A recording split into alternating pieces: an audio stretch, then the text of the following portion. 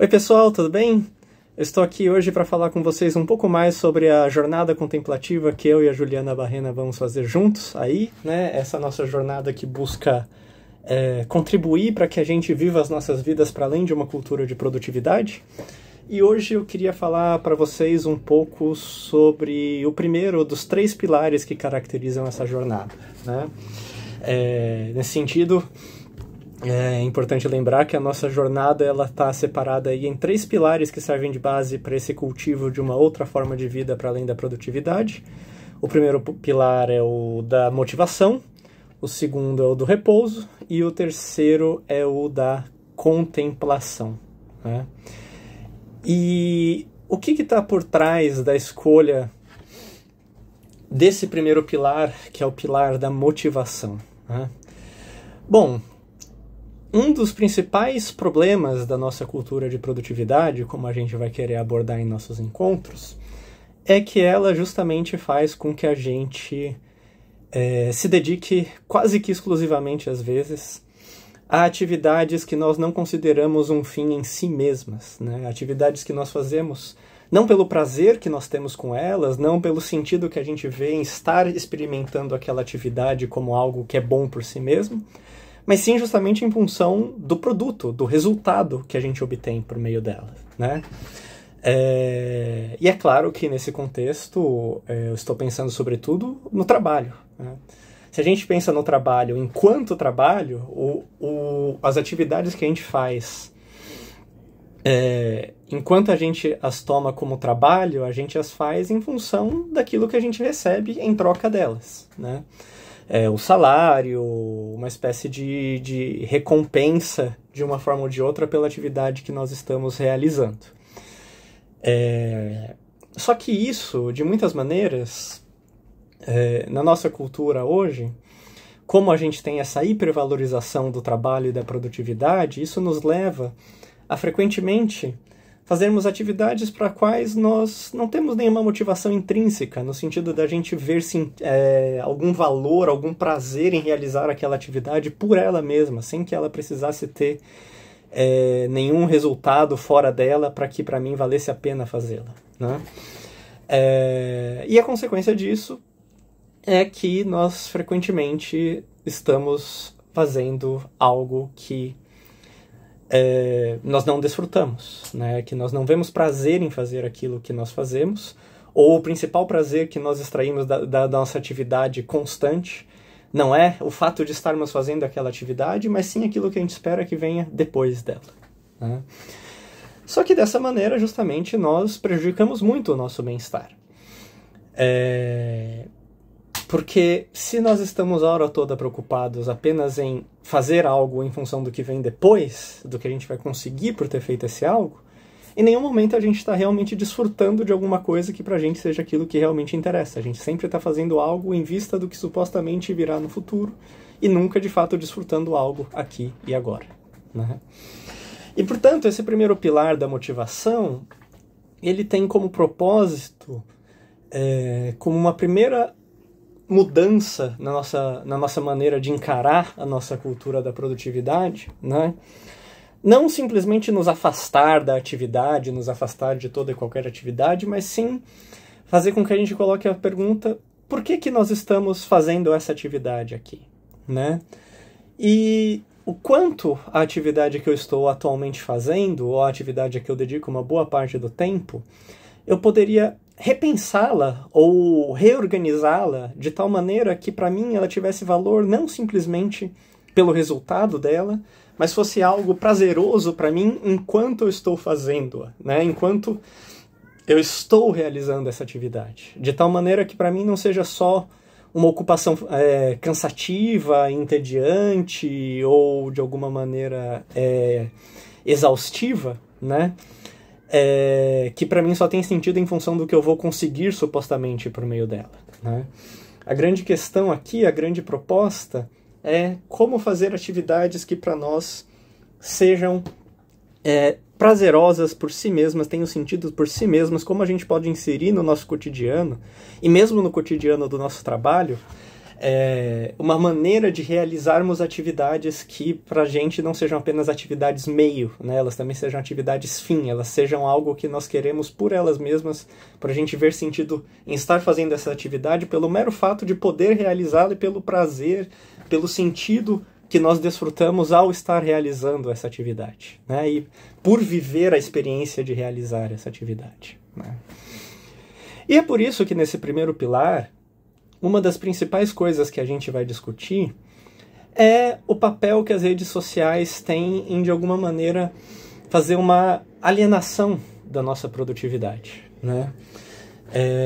E fazer, muitas vezes, com que a gente gaste muito do nosso tempo se ocupando com algo que, na verdade, nem acaba sendo tão prazeroso para nós, no fim das contas. Mas nós simplesmente desenvolvemos esse hábito de querer buscar uma recompensa instantânea pela nossa atenção a um vídeo, a um conteúdo, ao que quer que seja, né? E nessa busca pela recompensa, a gente acaba sempre, na verdade, buscando o conteúdo seguinte, a informação seguinte, o post seguinte, a reação seguinte, e nunca estamos verdadeiramente aqui desfrutando do que nós estamos fazendo, né? E nós vamos abordar justamente como uma série de livros, como O Foco Roubado, do Johann Hari, e o Máquina do Caos, do Max Fischer, né? Eles mostram como as redes sociais elas são projetadas desde o início, visando o máximo de engajamento possível dos seus usuários, né? Ou seja, que seus usuários fiquem presos à tela. Mas, para ficarem presos à tela e conectados à plataforma, eles têm que ser viciados na plataforma, né? E o vício funciona justamente por meio desse mecanismo da promessa sempre de uma recompensa que virá se você continuar engajado nessa atividade, né?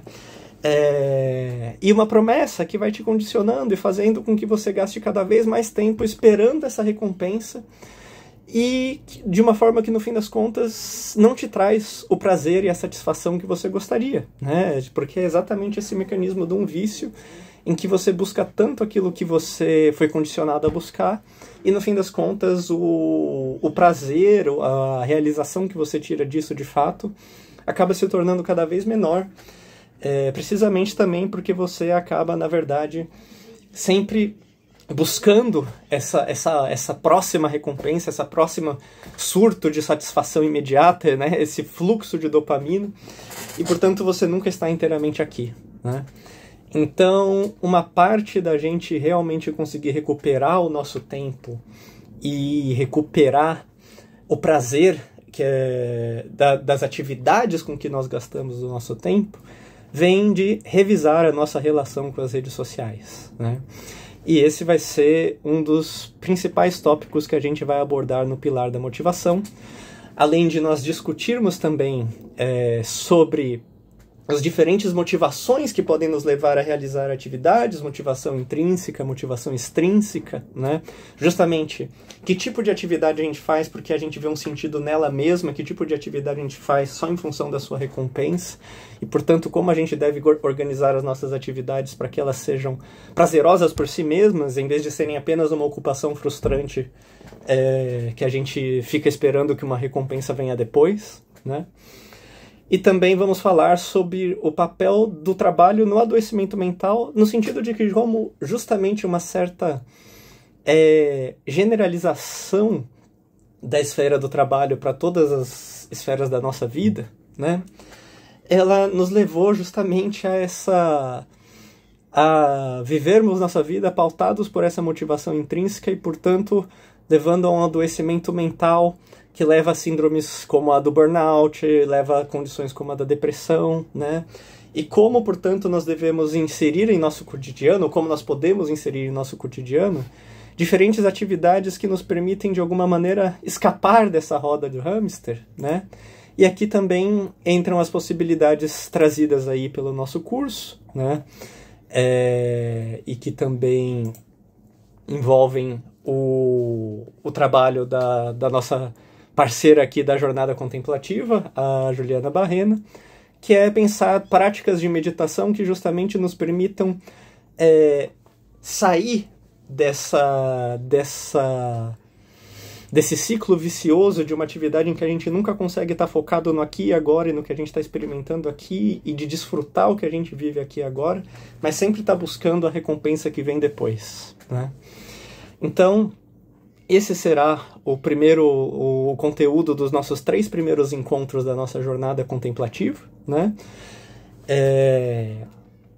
E dessa maneira nós esperamos dar um primeiro passo para que a gente possa transformar a maneira com que nós enxergamos o lugar da produtividade no nosso dia a dia.